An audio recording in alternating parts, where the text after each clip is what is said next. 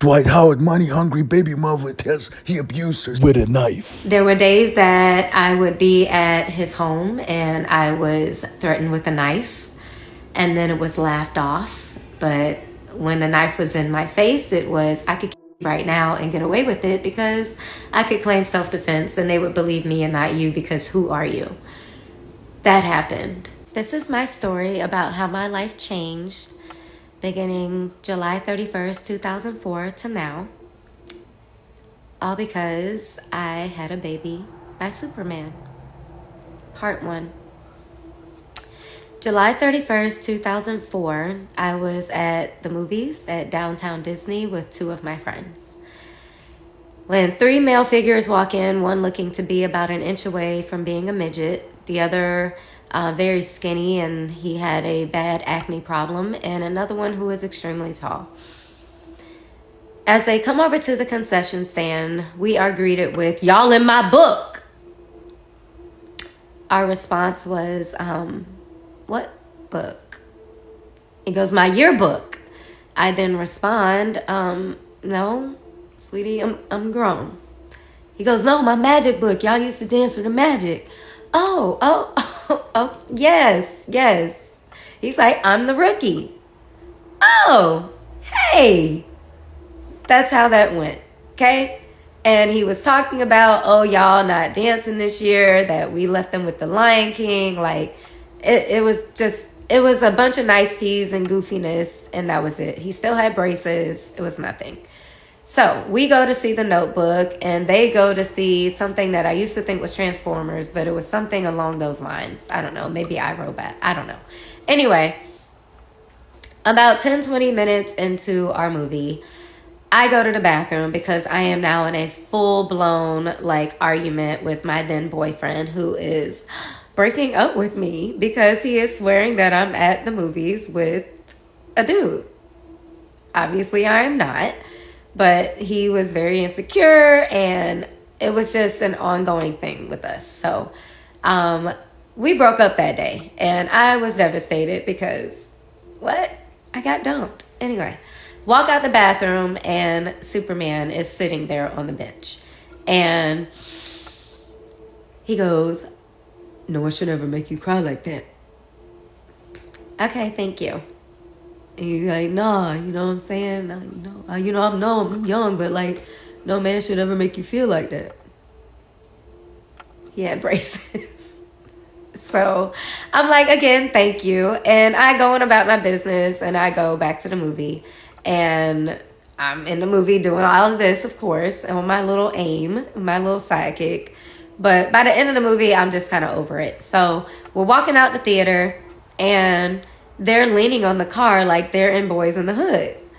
So we're walking across the street, and his cousin comes up to me, which is the one with the acne problem. And he goes, "Hey, my cousin trying to holler at you." And I was like, "Well, why is your cousin not over here?"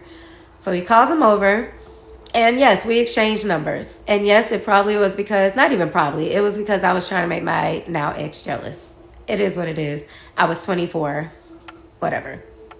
So his first text to me was, "Hey, this is real name, the tall guy." So if you've ever seen me put TG on something or heard about that nickname, that's where that came from.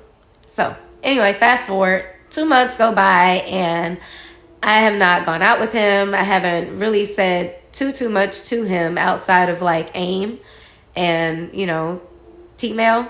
So I was just being an asshole. Well, realizing that my relationship is now over for real, my dad is like, "Well, why not just go and hang out?" He's like, "You don't have to do anything." He's like, "But just hang out, have some male companionship."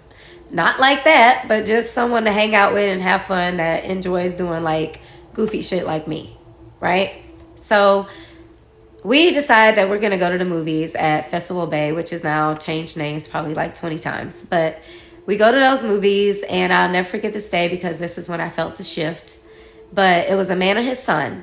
And the son ran up to me and was like, "Oh my God, you're a magic dancer." And I'm like, "Yeah, I am." That never happens, y'all. People don't know the magic dancers here.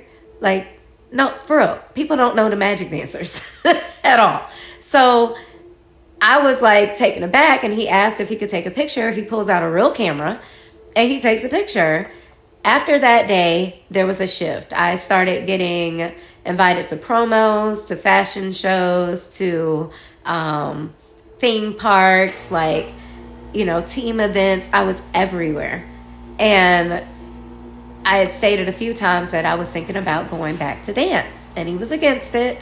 So I did a brand ambassador tour with Cherry Vanilla Dr. Pepper, came back, and I said, I've made up my mind. Like, I'm doing this.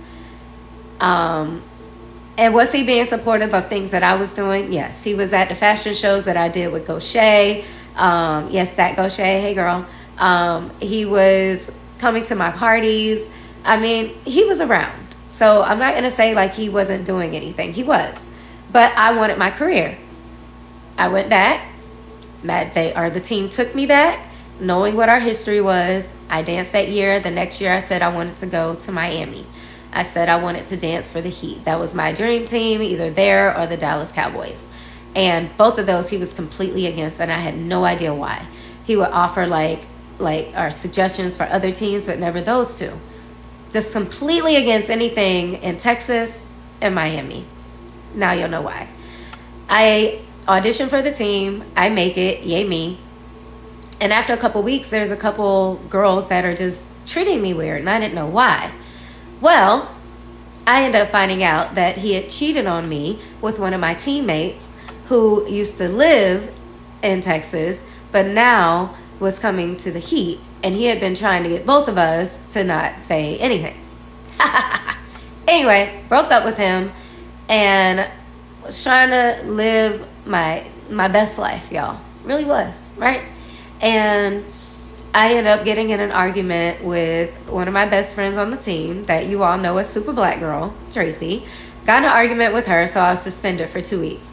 So I went to Mexico with my DJ friend, and we had time of our life, whatever. Came back, and my phone is blowing up, my little sidekick, and it's him. And I'm asking for advice from my DJ friend, and he's like, hey, just go and talk to him. Just see what he got to say. Just hear him out. Like, maybe he really is sorry. Okay. I go to the hotel, and at first he wasn't in there because he was at, like, team meetings. But then he comes in, and we're in there, and we're talking, and he's pleading his case and asking for forgiveness, talking about how much he loves me and that he'll never do it again, that I'm the one for him, I'm perfect this, perfect that. All these things, y'all. And I said I would think about it. I said, I'll talk to you later. So I walked to the room, or I walked to the door, and he pulls me back with my arm, and he's like, well, can I at least have a hug? Sure. That hug turned into kissing and touching and our child being conceived. I did not know I was pregnant until about a little over a month later when I was in practice, and one of the dancers who, funny story, ended up marrying the head coach of, that's not important, sorry. So after practice, I go to Walgreens and I buy a pregnancy test, and I take it home, take the test, call my brothers and girlfriend, wait for the results, and when I see them, I start bawling. I literally lost it. I saw my entire career just disappear, and I was devastated. I called my mom in the same state of mind. She's losing it. She's freaking out until I finally tell her, like, I'm pregnant. She goes, oh, I thought you killed somebody. That's how hard I was crying. She asked me if I had told him, and I said, I've been texting him. I've been texting his cousin. I've been texting his best friend, and nobody was responding. And I said, Mom, I cannot be a mother. And I said, please help me. Like, I cannot be a mom. I'm not ready to be a mother. And she was like, well, you're going to have to tell your dad. So for 2 days, I waited for a response. And when I finally got one, the response was, I was asleep. I responded, for 2 days, you just played a game in Milwaukee last night. And then he responded, I thought you were on birth control. First of all these exes of these celebrities just want money. Money hungry people You know, a lot of them just create false accusations just to put their man behind bars, just to get money, which is completely wrong, All of them are selling their soul for money, you know. It's ridiculous, man. It's ridiculous. But I mean, you got to be smarter. If you're a celebrity, if you're a top,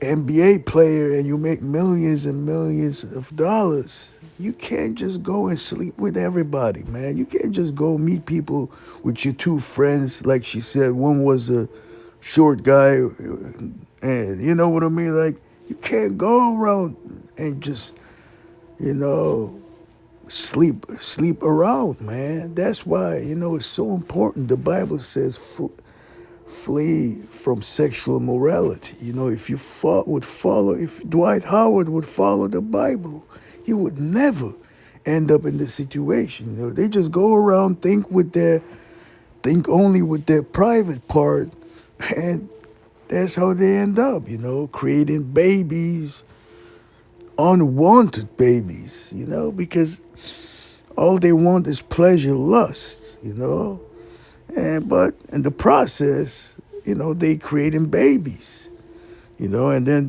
their children, they have to suffer, and a lot of people fail to conceptualize that, They just think, okay, I'm going to just go ahead and have sex and have fun, but there's going to be a lot of consequences behind that action. You know what I mean? That's why I live like a monk. That's why I'm a prophet like Jesus, Everybody follow my slogan, no sex, no drugs, no clubs. Because you're going to be more focused and more productive. You know what I mean? You can always chase after women. But when you're young, you have a very short time, when you're young, you have that energy to make money, to build an empire, you know what I mean? And you can help your parents and, your loved ones with it. So, obviously the Bible says, the love of the money is the root of all evil. But if you use that money in a positive way by helping people, I don't see nothing wrong with it. But of course, it's important how you make that money. Have a great fight, Prophet Muscle. No sex, no drugs, no love, no party. And since I had a chance to know you, I seen what kind of good person you were. Boom, that was it.